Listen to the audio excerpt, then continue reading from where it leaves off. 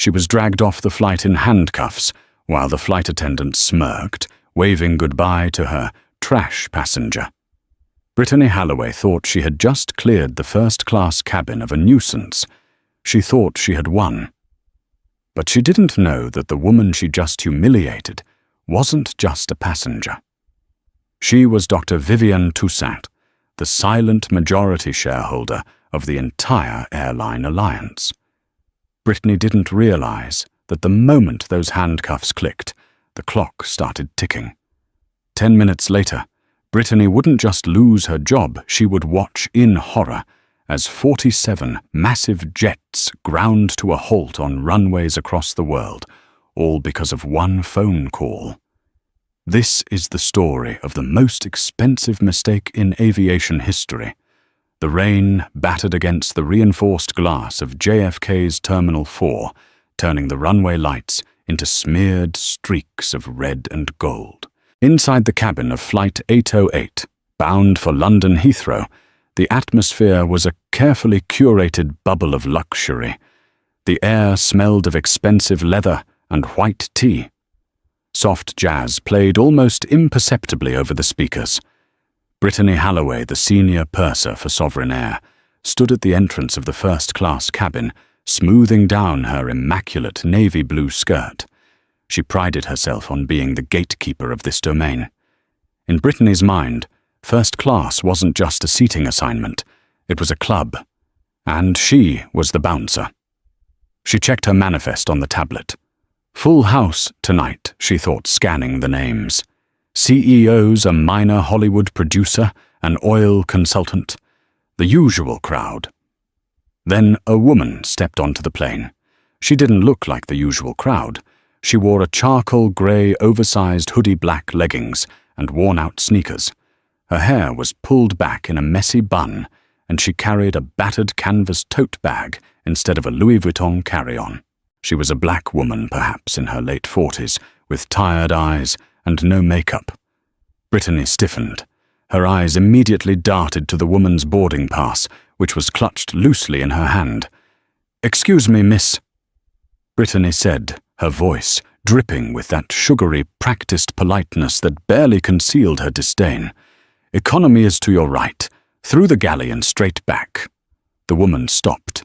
She looked up, her expression unreadable. "I know where economy is," she said, her voice low and smooth like polished wood. "But I'm in 1A. Brittany let out a short, incredulous laugh. She didn't even look at the boarding pass the woman held out. 1A, sweetie. 1A is a suite. I think you might be confused. Row 10 is the first row of Economy Plus. Maybe you saw a 1 and got excited." The woman, Dr. Vivienne Toussaint, didn't blink. She didn't raise her voice. She simply held the phone screen closer to Brittany's face. "Seat Watanoae. Vivienne Toussaint. Sovereign Air." Brittany snatched the phone from her hand, her manicured nails clicking aggressively against the screen. She stared at it. It was legitimate. A full-fare first-class ticket.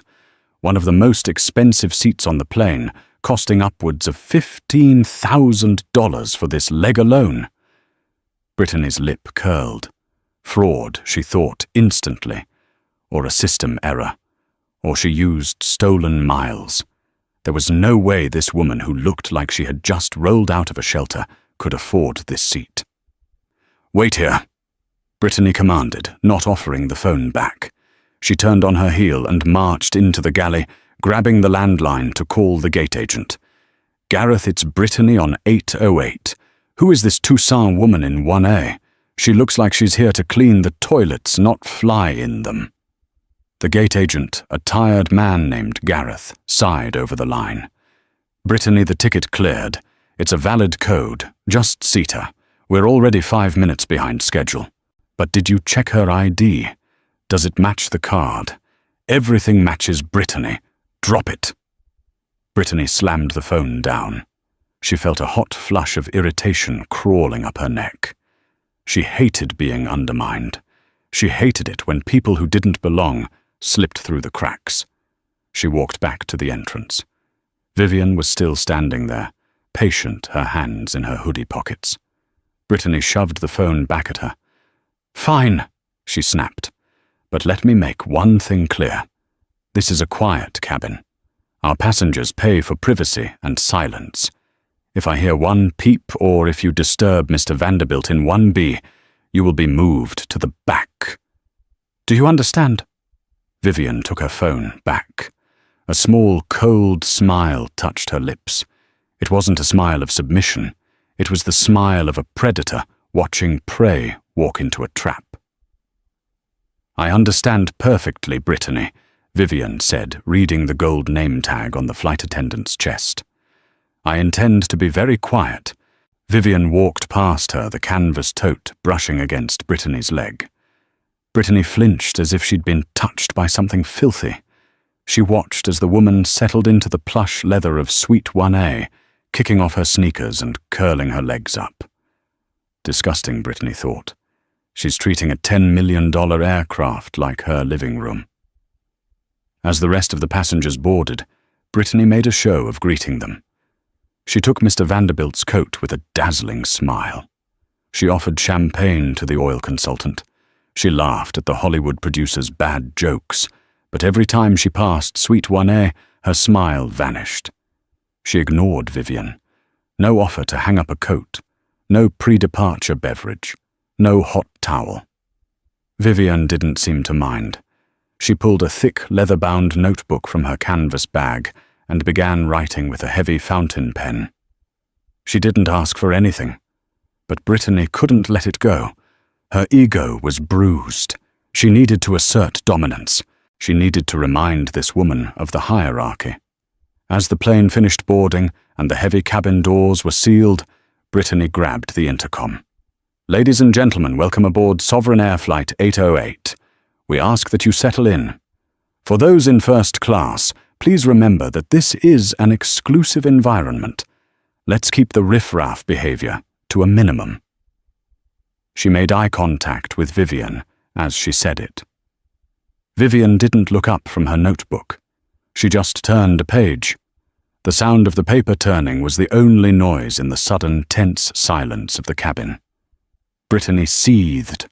She walked into the galley and whispered to her junior flight attendant, a nervous girl named Sarah. "Keep an eye on 1A. I don't trust her.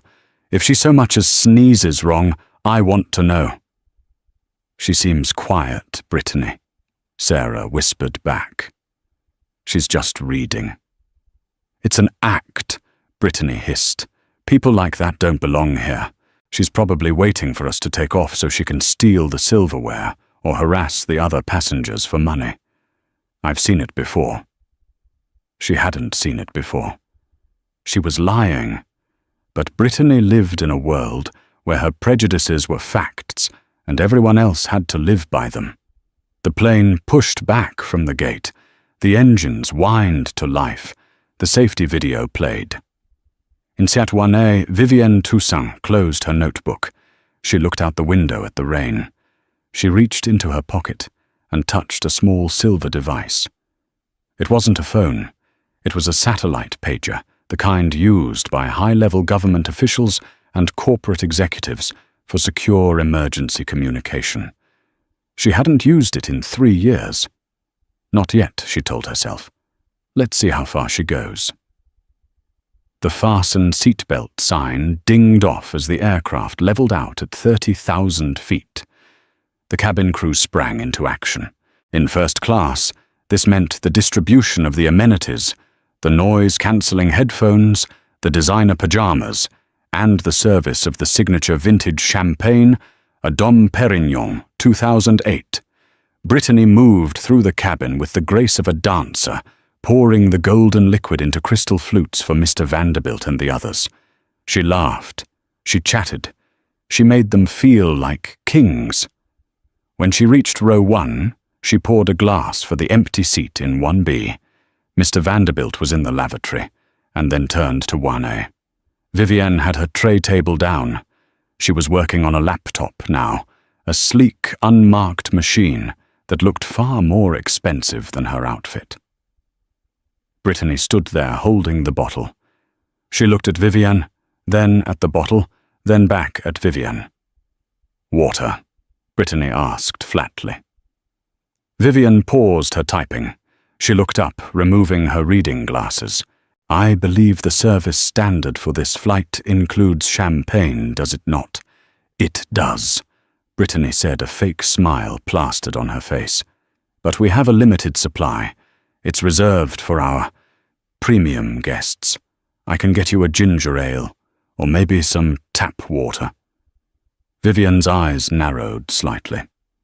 "I paid full fare for this ticket, Brittany. That makes me a premium guest. I'll have the champagne." Brittany scoffed. It was a small sound, but loud enough to be heard. "Fine." She grabbed a plastic cup from her apron pocket, the ones used for economy, and poured a small, frothy amount of the expensive champagne into it. She slammed it down on Vivian's leather console. "Enjoy," she said dismissively. Vivian looked at the plastic cup. Then she looked at the crystal flute sitting on Mr. Vanderbilt's console across the aisle. "I'd prefer the crystal," Vivian said calmly. "We're out of clean glasses," Brittany lied effortlessly. "There is a rack of them in the galley. I can see them from here." Brittany leaned in her voice, dropping to a venomous whisper. "Listen to me. You're lucky you're even on this plane. Don't push your luck. Drink your plastic cup wine and shut up." Vivian didn't touch the cup. She slowly reached for her call button and pressed it. Ding. Brittany stared at her. "What are you doing?" "I'm calling for the purser," Vivian said. "I am the purser." "Then I'm calling for the captain." Brittany's face turned a shade of crimson. "You are not disturbing the flight deck because you didn't get a fancy glass." "I am disturbing the flight deck because the purser is refusing to provide the service paid for and is engaging in discriminatory behavior," Vivian stated. Her voice was hardening now. The steel was showing through. Mr. Vanderbilt returned from the lavatory at that moment. He was a silver-haired man in a bespoke suit. He looked at the scene, the angry flight attendant, the calm black woman, the plastic cup. "Is everything all right here?" he asked, looking confused. "Everything is fine, Mr. Vanderbilt," Brittany said, her voice instantly switching back to honey. "This passenger was just confused about the amenities." "I am not confused," Vivian said, looking directly at Vanderbilt. "I'm being refused service." Brittany panicked. She couldn't let the other high-value passengers get involved. She needed to end this. She reached out and grabbed the plastic cup. "You know what, I think you've had enough to drink," Brittany announced loudly. "I'm cutting you off." Vivian hadn't even taken a sip. "I haven't touched it." "You're slurring your words." Brittany lied, her voice, raising an octave so the whole cabin could hear. "You're belligerent. I can smell alcohol on you. Did you drink before you boarded?" "That is a lie," Vivian said, standing up. She was taller than Brittany. "Sit down," Brittany shouted. "Sit down right now, or I will have you restrained." "You are fabricating a situation," Vivian said, her voice projecting clearly. "I am demanding you step away from my suite." Brittany backed away, playing the victim. She pressed her hand to her chest, looking around at the other passengers with wide, fearful eyes. "She threatened me. Did you hear that? She threatened me." She ran to the galley interphone and punched in the code for the cockpit. "Captain Miller." Brittany breathed into the phone, her voice trembling theatrically. "We have a code red in first class. Seat 1A. She's drunk. She's aggressive, and she just lunged at me. She's threatening the other passengers." Captain Jared Miller, a veteran pilot who just wanted a smooth flight to London, groaned. "Is she violent, Brittany?" "Yes, she's screaming. I don't feel safe, Captain. And Mr. Vanderbilt looks terrified." "Damn it," Miller said. "We're over the Atlantic in 20 minutes. If we're going to divert or turn back, we have to do it now. Or, wait, we haven't crossed the boundary yet. We can taxi back. Wait. The realization hit Brittany. They weren't in the air. In her rage, Brittany had failed to notice the lack of sensation of flight. Due to the heavy storm, they had been stuck in a long holding pattern on the taxiway inching toward the runway for the last 30 minutes. They were still on the ground at JFK. Karma was handing her a gift. Or so she thought.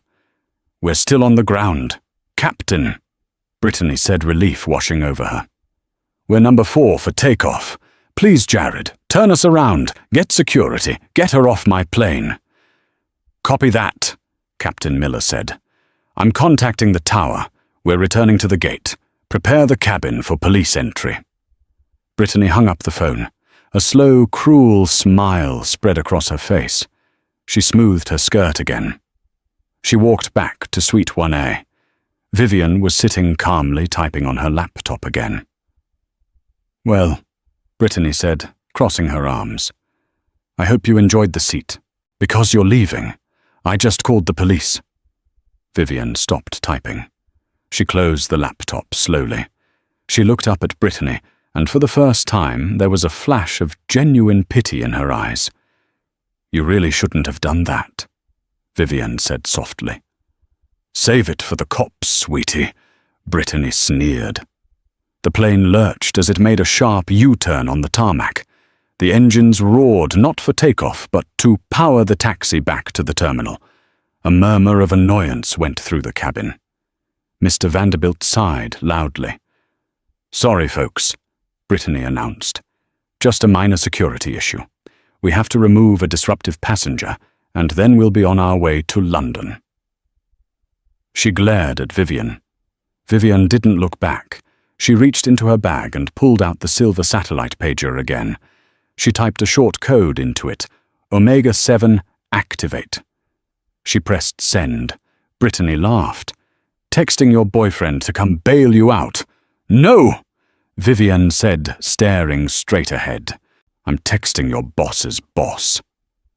"I don't have a boss's boss," Brittany scoffed. "I report to the crew chief." "We'll see," Vivian said. 10 minutes later, the plane docked at the gate. The jet bridge extended. The cabin door opened with a hiss. 2 Port Authority police officers, led by a burly man named Officer Hank Reynolds, stepped onto the plane. Their raincoats were dripping wet. "Where is she?" Reynolds asked, hand resting on his belt. "Right there." Brittany pointed a long, accusatory finger at 1A. "The one in the hoodie. She assaulted me." Reynolds marched over to Vivian. "Ma'am, get up. You're coming with us." Vivian stood up. She didn't argue. She didn't resist. She picked up her tote bag. "I need my coat," she said. "You don't need anything," Reynolds barked. "Move." Vivian stepped into the aisle. Brittany was standing there, blocking the way, forcing Vivian to squeeze past her. As she did, Brittany whispered, "Go back to the ghetto where you belong." Vivian froze. The entire cabin went silent. Even Mr. Vanderbilt looked shocked. Vivian turned her head slowly. She looked Brittany deep in the eyes. "Remember that," Vivian whispered. "Remember you said that, because it's the last thing you'll ever say on a plane." "Get moving!" Reynolds shoved Vivian forward. They marched her off the plane. Brittany stood at the door watching her go, feeling the adrenaline of victory. She waved. "Bye-bye." The door closed. Brittany let out a sigh of relief. "Okay, everyone. Sorry for the delay. Champagne for everyone on the house." She didn't know that, as the door sealed, Vivienne Toussaint was standing in the jet bridge, not in handcuffs, but holding her phone. Officer Reynolds had recognized the name on her ID the moment they stepped out of the cabin. He had gone pale. "Dr. Toussaint," Reynolds had stammered. The Dr. Toussaint. The one who sits on the police benevolent board." "The very same Hank," Vivian had said, brushing off her sleeve. "Unlock these cuffs, and give me your phone. Mine has low battery. Yes, ma'am. Immediately, ma'am.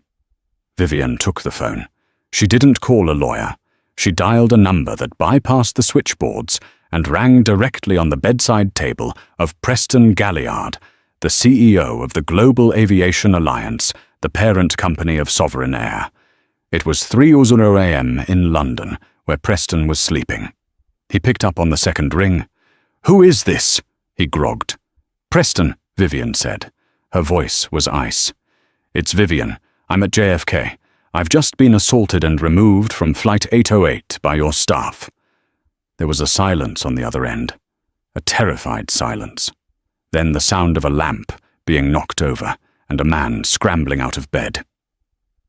"Vivian, my God, are you hurt?" "I'm furious, Preston, and I'm invoking Clause 14 of the shareholders' agreement," Preston gasped. Clause 14. "Vivian, you can't. That's the nuclear option. That halts operations. I want every Sovereign Air wheel on the ground, now, or I pull my funding, Preston. All 40 billion of it. You have 5 minutes. She hung up. On the tarmac, Flight 808 was taxiing back to the runway. Brittany was pouring champagne, feeling like a queen. Suddenly the plane slammed on the brakes. It was so violent that champagne spilled all over Mr. Vanderbilt's suit. "What now?" Brittany groaned. The captain's voice came over the intercom. It sounded different this time. Shaky. Terrified. "Ladies and gentlemen, this is Captain Miller. We have been ordered to stop the aircraft immediately. By Global Command." Brittany frowned. Global Command. That didn't exist. Then she looked out the window. To her left, a Sovereign Air flight bound for Tokyo had stopped. To her right, a flight to Paris had stopped. All across JFK, planes with the Sovereign logo were freezing on the tarmac, their engines spooling down. The lights in the cabin flickered. Brittany's heart hammered against her ribs. She didn't know it yet, but the show was just beginning. While Brittany Halloway was busy spilling champagne on Mr. Vanderbilt's suit inside the halted plane, the chaos unleashed by Vivian Toussaint was rippling outward at the speed of light. To understand the magnitude of what was happening, one had to look inside the Operations Control Center, OCC, of Sovereign Air, located in a bunker-like building in Dallas, Texas. 10 minutes earlier, the mood in the OCC had been routine. Dozens of dispatchers sat before walls of monitors, tracking weather patterns over the Atlantic and fuel loads for trans-Pacific flights. The giant central screen displayed a map of the world, covered in hundreds of green dots, representing Sovereign Air flights currently in the air or taxiing. Then the red phone on the shift commander's desk rang.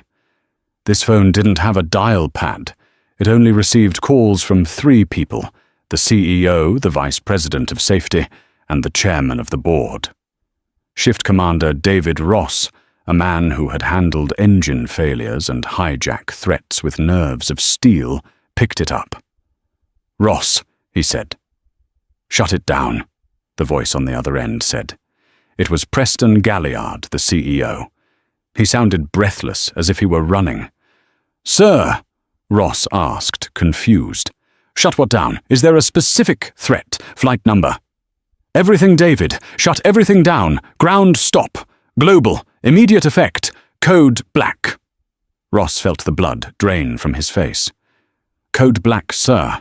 We have 47 wide-body aircraft taxiing for takeoff across 3 continents. We have another 100 in the air. A global ground stop will cost us $50 million an hour. The logistics alone will—" "Do you think I don't know that?"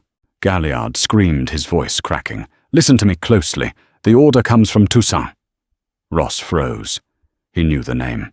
Everyone at the executive level knew the name, though few had ever seen her. Dr. Vivienne Toussaint wasn't just a shareholder. Her investment firm, Toussaint Ventures, effectively owned the debt of the entire airline. She held the kill switch, a legal clause in the corporate charter, designed to halt operations instantly in the event of gross negligence or corruption at the highest level. Toussaint invoked Clause 14, Ross whispered. Yes, she was racially profiled, verbally abused, and thrown off Flight 808 at JFK by a purser. She says she won't release the hold until she speaks to that crew member face to face off the plane. Oh my God, Ross muttered.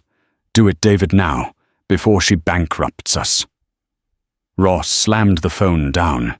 He stood up and keyed his headset to the All Stations channel.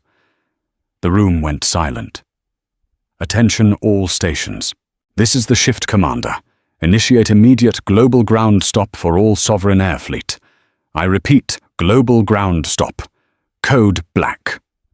A gasp went through the room. All aircraft currently taxiing must return to gate immediately. All aircraft in the air are to continue to destination, but no new takeoffs are authorized. Not in London, not in Tokyo, not in Dubai. Nothing moves until I say so. Reason, sir. A dispatcher called out his hands, hovering over his keyboard. Ross looked at the map.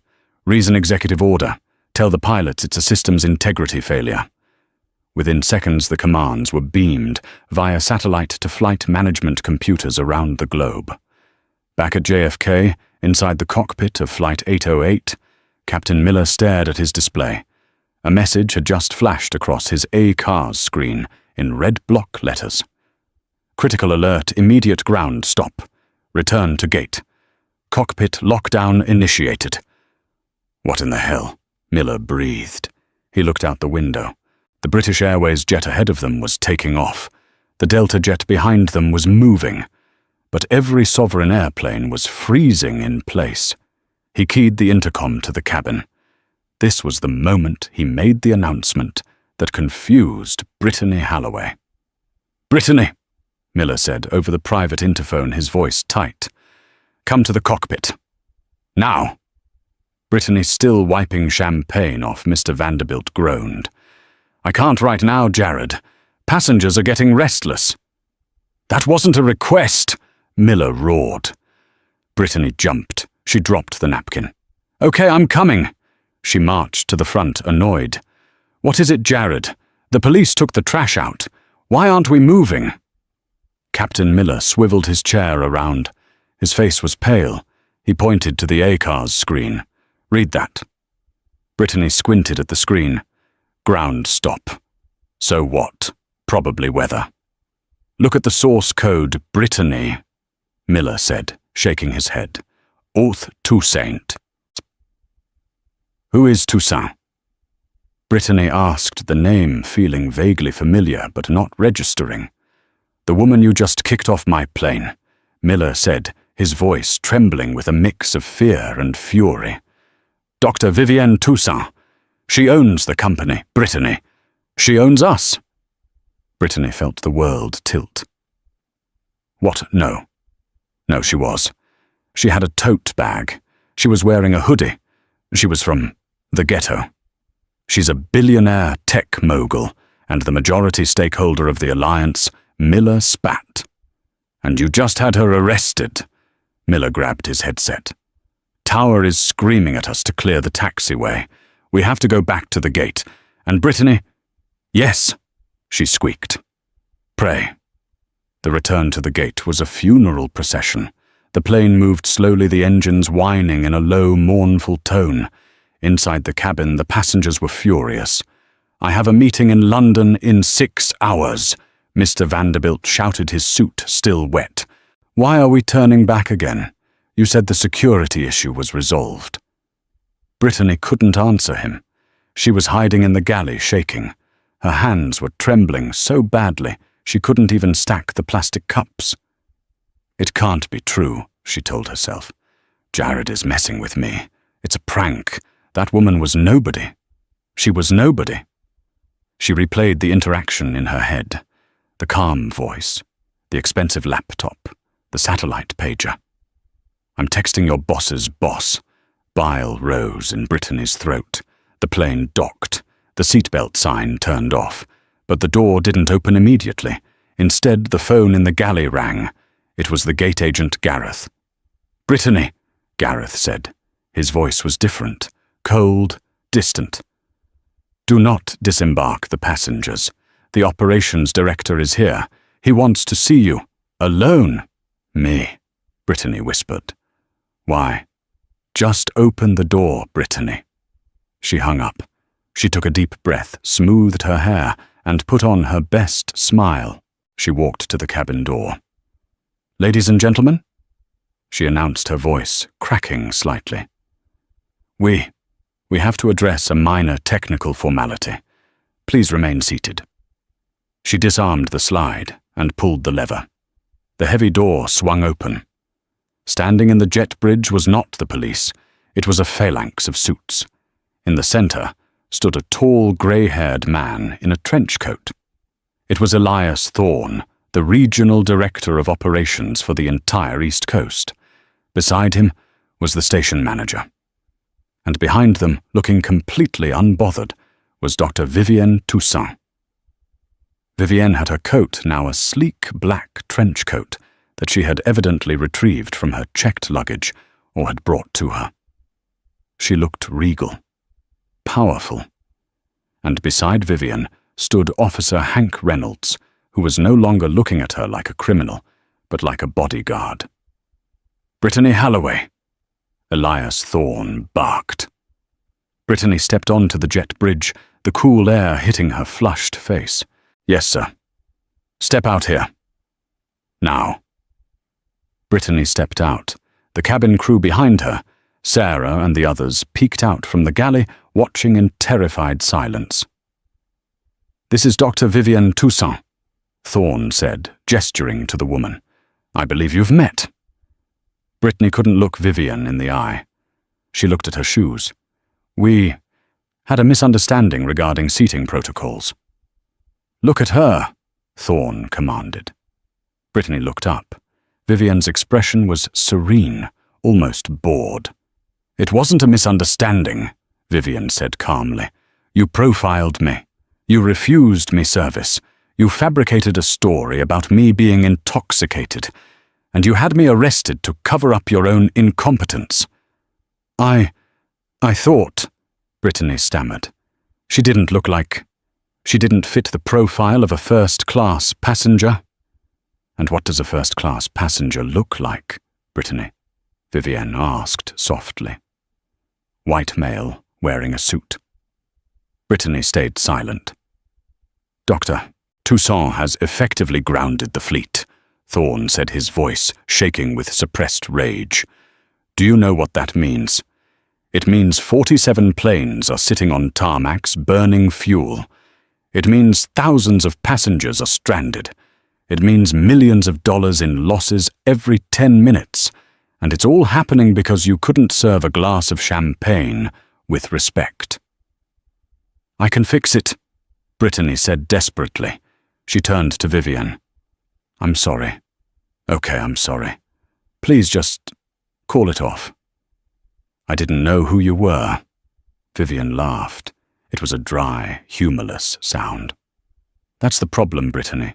You treated me like dirt because you didn't know who I was. If I had been him—" She pointed to Mr. Vanderbilt, who was craning his neck from seat 1B to watch. "You would have kissed the ground I walked on.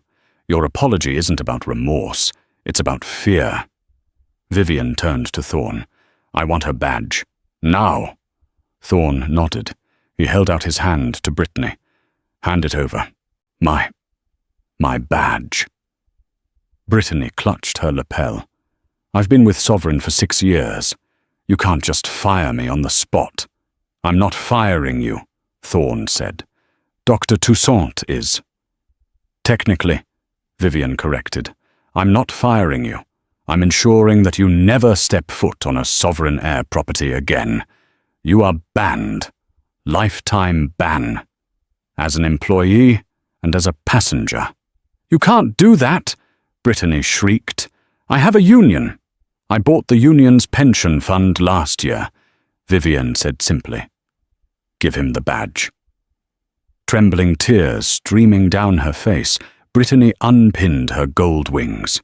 She unclipped her ID card She placed them in Thorne's hand. "Get her out of here," Thorne said to the station manager. "Escort her to the curb. She is not to re-enter the secure area." "Wait!" Brittany cried as the station manager grabbed her arm. "My purse! My coat! They're still on the plane. We'll mail them to you," Thorne said coldly. As Brittany was dragged away, sobbing down the jet bridge, the passengers of Flight 808 watched through the windows. Mr. Vanderbilt, watching the scene, finally understood. He looked at the empty seat in 1A, then at the powerful woman standing on the bridge. He gulped. Vivian watched Brittany disappear around the corner. She didn't smile. She just took a deep breath. "All right, Elias," Vivian said, pulling out her phone. "You can tell Preston to lift the code black. Let them fly."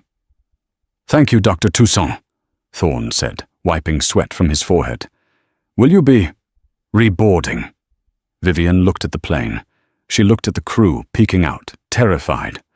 "No," she said. "I don't think I will. The energy in there is spoiled. Book me on the next flight to London, on a competitor's airline. I hear British Airways has excellent service." "Yes, ma'am. Immediately."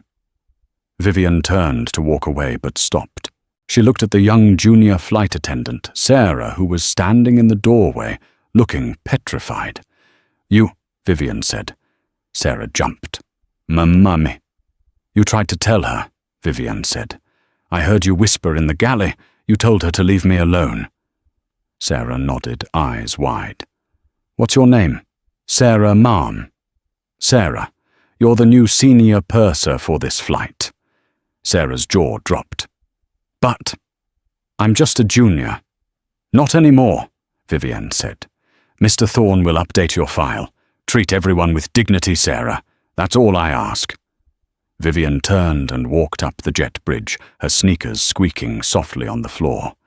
Behind her, the engines of Flight 808 began to spool up again. The ground stop was lifted. The world began to move. But for Brittany Halloway, standing on the curb of JFK in the pouring rain, watching the planes soar overhead, her world had just stopped completely. And the story wasn't over. Because Brittany wasn't the type to go down quietly. She was about to make one final desperate mistake that would seal her fate forever. The rain had stopped by the time Brittany Halloway got back to her apartment in Queens, but the storm inside her head was just beginning. She sat on her beige sofa, still wearing her Sovereign Air skirt, though the blouse was stained with rain and sweat. Her phone had been buzzing non-stop. Texts from colleagues asking what happened. Emails from the union rep saying they couldn't help her. She felt small. She felt defeated. But mostly she felt wronged. In Brittany's mind, she hadn't done anything wrong. She was the victim. She was the one who had been threatened by a powerful bully. That woman that Toussaint had used her money to crush a working-class girl. "It's not fair," she whispered to the empty room. "It's not fair." She wiped her eyes, smearing her mascara further. A thought began to form. A dangerous, intoxicating thought. Vivian Toussaint might control the airline. Brittany thought her eyes narrowing. But she doesn't control the internet. Brittany grabbed her ring light from the closet. She set up her phone. She didn't clean up her face. The messy, crying look would sell the story better. She hit record on TikTok. "Hi, guys," she began, her voice trembling perfectly. I don't usually do this, but today I lost my job. I lost my career of 6 years, and I need to tell you why." She took a shaky breath. "I was working a flight today. A woman came on board. She was aggressive. She refused to follow safety protocols. When I politely asked her to calm down, she started screaming at me. She told me she would have my job. She told me I was nothing." Brittany looked into the camera lens, tears welling up. "I called the police because I felt unsafe. And you know what happened? She made a phone call. One phone call. And suddenly I was the one being dragged off the plane. It turns out she's a billionaire. She bought the airline. And she fired me for doing my job, for trying to keep passengers safe. She ended the video with a plea. Please share this. Don't let the rich get away with destroying normal people's lives. My name is Brittany and I just wanted to fly.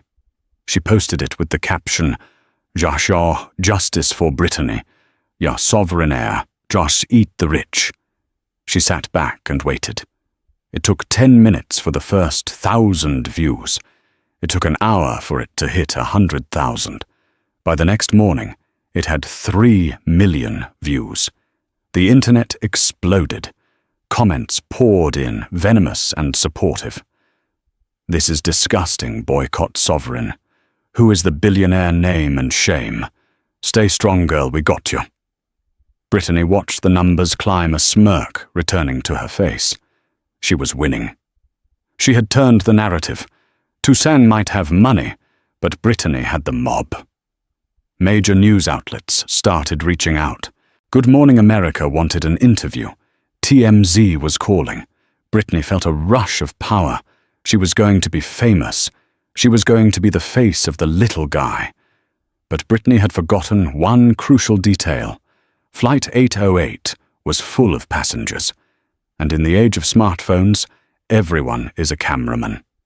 At 2:00 p.m. the next day, while Brittany was negotiating an appearance fee with a tabloid show, a new video dropped on Twitter. It was posted by a user named Cinema Kyle, the teenage son of the Hollywood producer who had been sitting in seat 2A. The caption read simply, "The victim is lying." Here is the full unedited footage. Was Flight 808. Brittany clicked the link, her hands starting to shake. The video was high definition. It showed everything. It showed Vivian sitting quietly reading. It showed Brittany approaching her with the plastic cup. The audio was crystal clear. Sweetie 1A is a sweet. Maybe you saw a 1 and got excited. Go back to the ghetto where you belong. The video showed Vivian remaining perfectly calm while Brittany screamed and faked the police call. It showed Brittany lying to the captain about Vivian being drunk. The internet's reaction was instantaneous and brutal. The tide turned so fast it caused whiplash. The Justice for Brittany hashtag was hijacked. She literally profiled her the second she walked on. Did she really give her a plastic cup in first class that's petty level 100? Go back to the ghetto. Oh, she's done. She is so done. Brittany refreshed her TikTok. Her comment section, once filled with hearts and support, was now a wall of hate. Liar. Racist.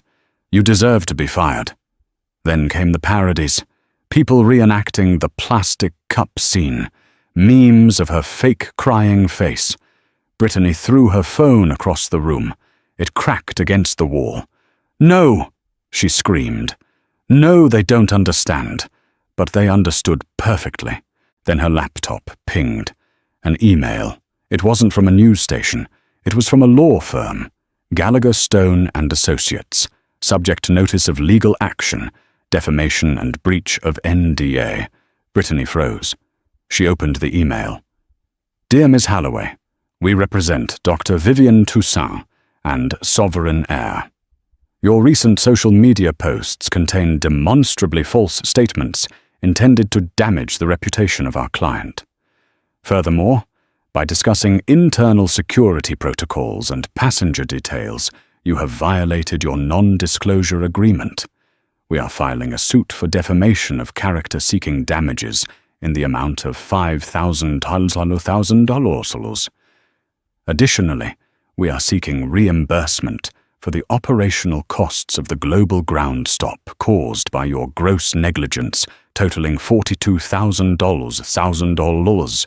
See you in court. Brittany stared at the screen. The numbers blurred. $42 million. She fell to her knees. She thought the viral video would be her shield. Instead, she had just handed them the weapon to destroy her. 3 weeks later, Brittany sat in a conference room in downtown Manhattan. The room was all glass and steel, overlooking the city she felt was swallowing her whole. She was wearing her best suit, not her flight attendant uniform, but a cheap grey blazer she bought at Target. Sitting next to her was her lawyer, a man named Mitchell Kane. Mitchell was a strip mall attorney who usually handled slip-and-fall cases. He was sweating profusely. Across the table sat Vivian's legal team. They looked like sharks in human skin. 3 of them. Impeccable suits, cold eyes. And in the center, sitting at the head of the table, was Vivian Toussaint herself. Vivian looked radiant. She wore a cream-colored silk blouse and emerald earrings. She didn't look angry. She looked busy. She was checking her watch, as if this meeting was merely a nuisance between lunch and a spa appointment. "Let's make this quick," Vivian said, not even looking at Brittany.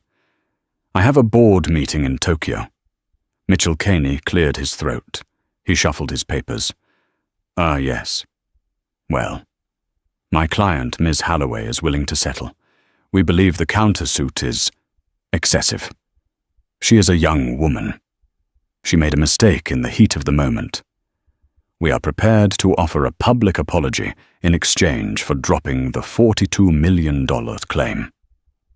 Vivian's lead lawyer, a woman named Regina Holt, laughed softly. It was a terrifying sound.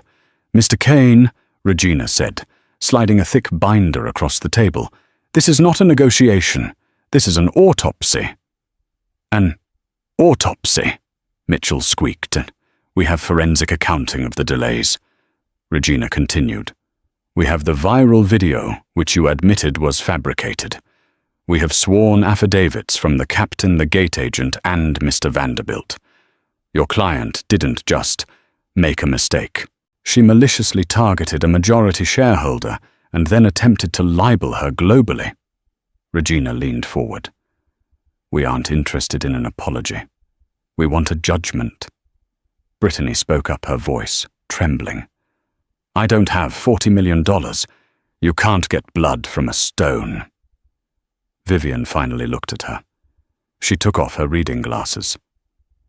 "I know you don't have the money, Brittany," Vivian said softly. "I don't want your money. I want your example." "What does that mean?" Brittany whispered. "It means," Vivian said, standing up and walking to the window, "that I am going to make sure that every time someone Googles your name for the rest of your life, the first thing they see is the court judgment certifying you as a liar and a bigot. You will never work in aviation again. You will never work in customer service again. You will be toxic." "You're ruining my life," Brittany sobbed. "Over a seat. Over a stupid seat." Vivian spun around. The air in the room seemed to drop 10 degrees. "It was never about the seat," Vivian said, her voice low and dangerous. "It was about the assumption. You assumed that because of how I looked, I had no value. You assumed you could crush me. And when you realized you couldn't, you tried to play the victim." Vivian walked back to the table and placed her hands on the mahogany surface. "I grew up in a neighborhood where people like you called the cops on people like me for walking down the street. I worked my way up from nothing. I built an empire, and I did it so that one day, when someone like you tried to stop me, I could do this." She signaled to Regina. Regina opened a folder. "We are prepared to offer a settlement, Ms. Halloway. A plea deal, if you will." Mitchell Kane perked up. "What is it?" "Ms. Halloway will admit full guilt on video Regina listed. She will retract all statements. She will agree to a permanent injunction preventing her from mentioning Sovereign Air or Dr. Toussaint ever again.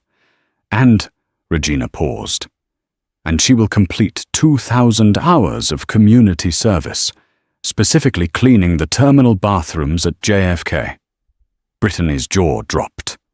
What I was a senior purser. I don't clean toilets.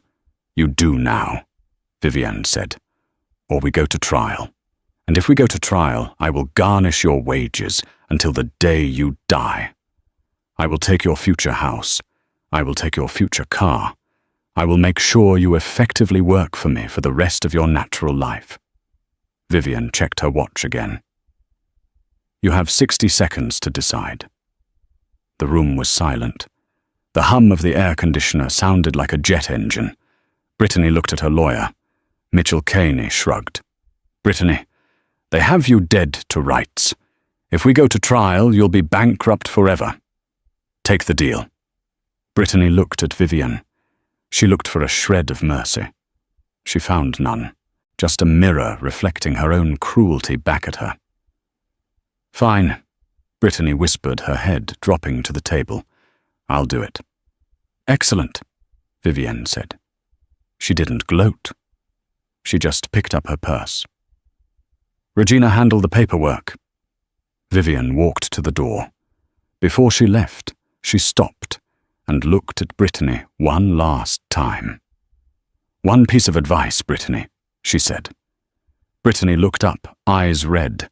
Next time you see someone in a hoodie, Vivienne said, opening the door. Don't judge the book. You might not be able to afford the price of admission. She walked out. Brittany sat there, the contract sliding toward her. The collapse was complete. She had walked into that room, hoping to save her dignity. She walked out as a janitor, but the universe wasn't quite done. Because while Brittany was signing her life away, the new senior purser of Flight 808, Sarah was landing in London, and Sarah was about to discover something in the pocket of the seat, 1A, something Vivienne had left behind on purpose. Something that would change everything for Sarah and twist the knife one last time for Brittany. The wheels of Sovereign Air Flight 808 touched down smoothly on the wet tarmac of London Heathrow. The cabin erupted in applause, partly for the landing, but mostly because the long, strange ordeal was finally over. Sarah, the newly appointed senior purser, stood at the door as the passengers disembarked. She was exhausted. Her hands were shaking. But she had done it. She had managed the service, calmed the angry passengers, and led the crew. Great job, Sarah, Captain Miller said, as he exited the cockpit, his cap tucked under his arm. You handled that better than Holloway ever did. Thank you, Captain. Sarah beamed. As the cleaning crew began to board, Sarah did one last sweep of the cabin. She walked through first class, straightening the pillows. She reached seat 1A, the suite that had started it all. The leather still held the impression of Vivienne Toussaint. The plastic cup Brittany had slammed down was long gone, but something else was there. Tucked into the magazine pocket, barely visible, was a thick, cream-colored envelope. Sarah pulled it out. It was heavy. It was sealed with a wax stamp, bearing the Toussaint family crest. On the front, in elegant handwriting, it read, "To the flight attendant who whispered." Sarah's heart skipped a beat. She looked around to make sure no one was watching, then carefully broke the seal. Inside was a letter on linen paper and a check. Sarah's eyes went to the check first. She gasped, covering her mouth with her hand. The amount was written clearly, $50,000. Then she read the letter. Dear Sarah, character is not shown when everyone is watching. It is shown in the shadows when the powerful are bullying the weak. I heard you in the galley. You tried to stop her. You showed fear, yes, but you also showed conscience. I suspect you are working this job to pay for school or to support family. Use this check to pay off your debts. But there is something else. Enclosed is a business card for the Director of In-Flight Experience at Sovereign Air's corporate headquarters. I have already spoken to him. The position of Global Brand Ambassador is open. It involves traveling the world training crews on dignity and service and pays triple your current salary. The job is yours if you want it. Don't let the Brittany's of the world harden you. Sincerely, Dr. V. Toussaint. Sarah dropped into seat 1A, tears streaming down her face. She wasn't just a flight attendant anymore. She had just been handed the keys to the kingdom. 6 months later, JFK Terminal 4 was bustling with the holiday rush. Travelers in heavy coats rushed toward their gates, dragging suitcases and shouting into cell phones. In the middle of the concourse near the entrance to the Sovereign Air first-class lounge, a janitor was pushing a heavy mop bucket. She wore a shapeless grey jumpsuit with "Facilities" printed on the back. Her hair, once perfectly styled, was pulled back in a frizzy ponytail under a cheap cap. It was Brittany. She dipped the mop into the grey soapy water and slapped it onto the linoleum. Her back ached. Her feet were swollen. Every time a flight crew walked by, laughing and pulling their roller bags, she flinched and looked down, terrified one of them would recognize her. She was scrubbing a particularly stubborn coffee stain when a large digital billboard above the lounge entrance flickered and changed. It was a new advertisement for Sovereign Air. The image was massive high definition and glamorous. It featured a woman standing in the aisle of a luxury jet, smiling warmly, holding a tray of crystal champagne flutes. She looked confident, professional, and radiant. The text across the screen read, "Sovereign Air, elevating excellence. Meet our new global ambassador, Sarah Jenkins." Brittany stopped mopping. She stared up at the screen. She stared at Sarah's face, the face of the terrified girl she used to boss around, the girl she used to mock for being too soft. Sarah was now the face of the airline. She was traveling the world, staying in 5-star hotels and earning a fortune. And Brittany, "Hey, you missed a spot." Brittany snapped out of her trance. A businessman in a rush had just dropped a half-eaten bagel on the floor, right where she had just mopped. He didn't apologize. He didn't even look at her. He just kept walking, talking on his headset. Brittany looked at the bagel. She looked at the billboard of Sarah. Tears pricked her eyes, hot and stinging. She wanted to scream. She wanted to chase the man down and tell him who she used to be. "I used to be a senior purser. I used to run first class." But she said nothing. She couldn't afford another complaint. She had court fees to pay. Brittany Halloway bent down, picked up the bagel with a gloved hand, and threw it in the trash. Then she dipped her mop back into the dirty water and continued to scrub the floor, while above her, Sarah's smile looked down, a permanent reminder that in the end, kindness flew first class, and arrogance got left at the gate. And that is the story of how one moment of arrogance cost Brittany Halloway everything. It's a brutal reminder that we never truly know who we are dealing with. Brittany judged a book by its cover, assuming that a hoodie meant poverty, and silence meant weakness.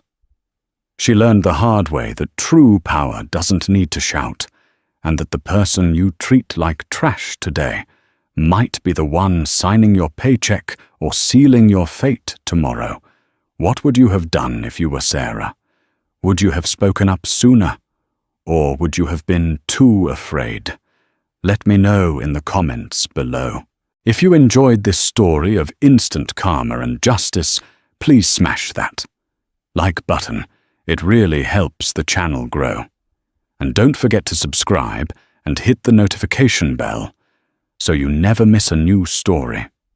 Thanks for watching, and remember, be kind, because you never know who is watching.